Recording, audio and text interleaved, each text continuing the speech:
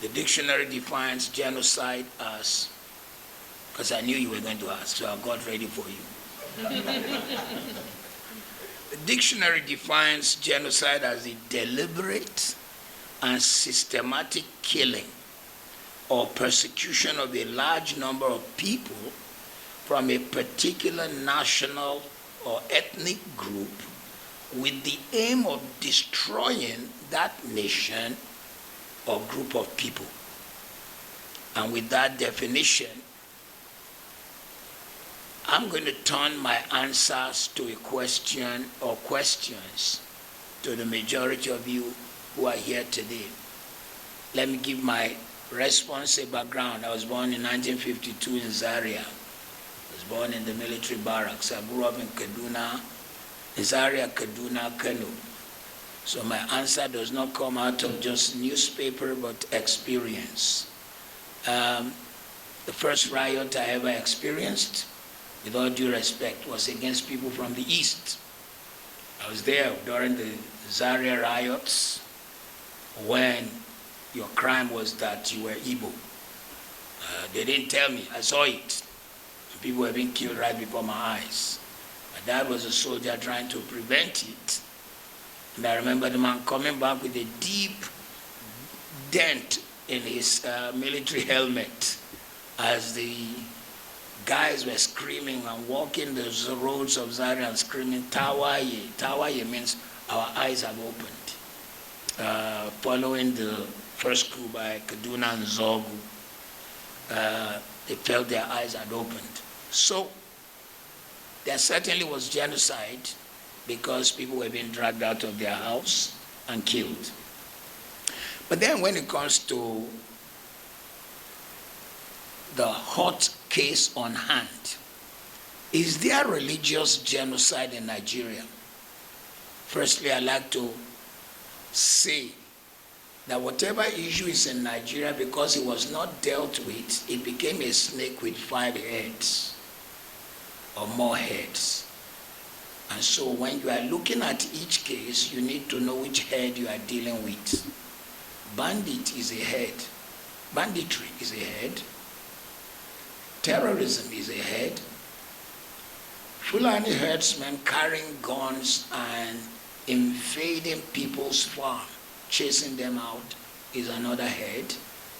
The guys who demand money, what did they call it? Kidnappers is a head, and there are many more heads. And then deliberate chasing of people away from their land and immediately putting another tribe there is a head.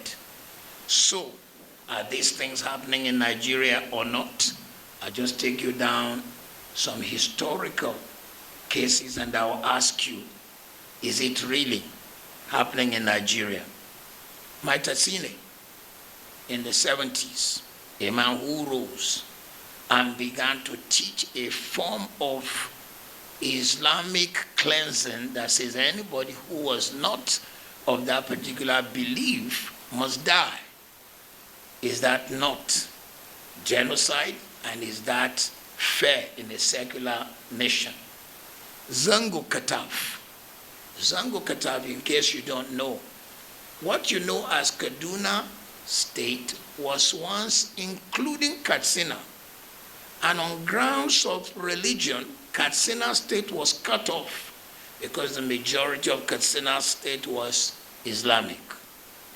And what remained as Kaduna State was majority what we call Southern Kaduna, Zango Katav, people who are, and so on and so forth. I don't want to mention all the tribes.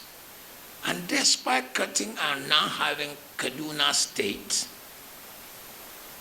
the south of Kaduna State is 99% Christian, producing Professor Ishaya Audu, first Vice Chancellor Amadu Bello, producing General Ishaya Bameyi, producing former Deputy Governor Central Bank, Melafia.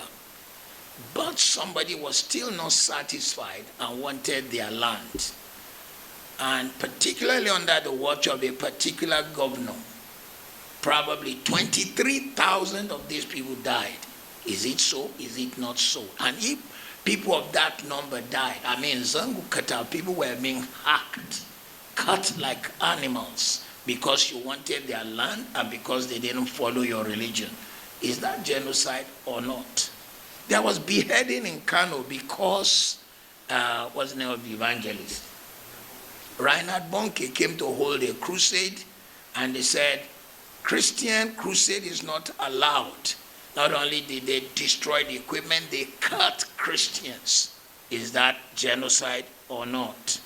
Deborah Samuel, a girl in a polytechnic in Nigeria, in the north, she saw on the platform of her class that people were posting religious things, and she said, hey, this platform is for our study, not for religion.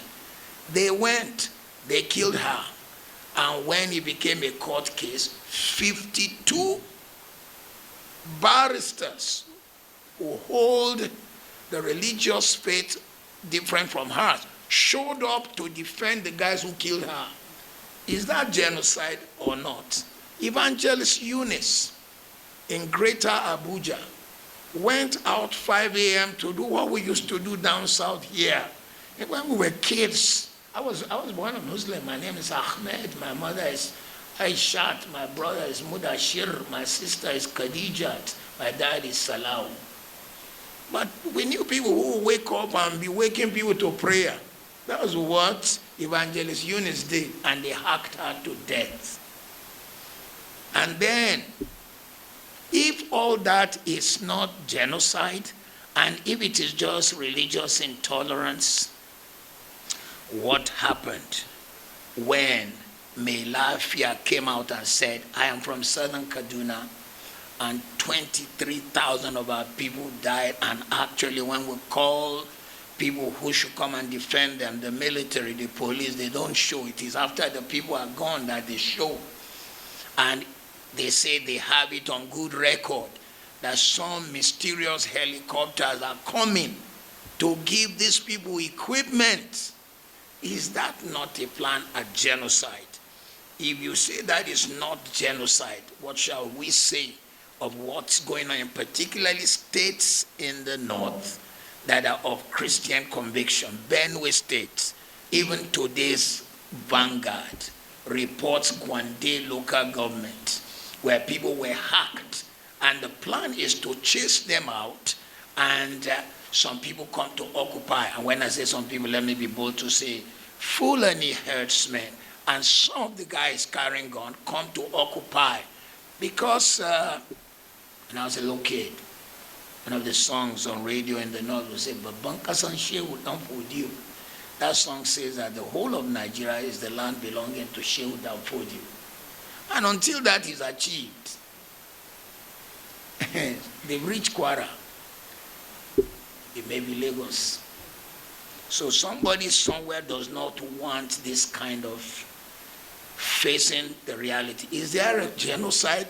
You will have to answer. I haven't answered any of your question yet. But let me just say, 270 girls were carried out of a school. They were all Christians.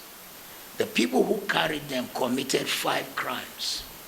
1, child molestation, because Nigeria's criminal law says that if you sleep with anyone under, is he 18? Which is the age of consent, it's a crime. They raped these girls. 2, if you carry a person against their will across border, it's trafficking. I thought we have human trafficking laws. 3, you force these people to change religion. 4, you force them into marriage. That is the 4th criminal offense. 5, some of them were violently raped. And then 6, some of them were killed. The same people who committed this crime, you said you forgave them. Who forgave them? Where were they forgiven? Which court of law? Is it the government that said, okay, we suspend the criminal laws of Nigeria, in the case of Boko Haram, who carried this girl, whatever of the Hydra heads carried the girls, who did it? So, if you now say you forgave them, where are they? It is rumored that some of them are now repented and you brought them into the army. How can a man who killed and committed all this crime now qualify to be a defender of the nation? It is rumored that some of them are in the Air Force. How can a man like that defend the Federal Republic of Nigeria? How can we entrust him in the country where I live at the moment, in England? If you touch a child, you know rape and more, you touch a child in an indecent way, you will be in the register of child molesters. And the moment you change local government, from one local government to the other, you must go and report yourself as a child molester so you can be on the books of child molesters. Once the court have passed a case against you that you molested, anytime you move, you don't need the police to do it. You have to go and report yourself. There are jobs you cannot get. But in our own case, we said these guys are forgiven. One, who forgave? Two, where were they forgiven? Three, where did we see their repentance? Four, where is the fruit of their repentance? So, we cannot say that there is no genocide. But if we say there's no genocide, answer my questions. Two, we cannot say there is no religious intolerance. If you say there is no religious intolerance, explain to me why.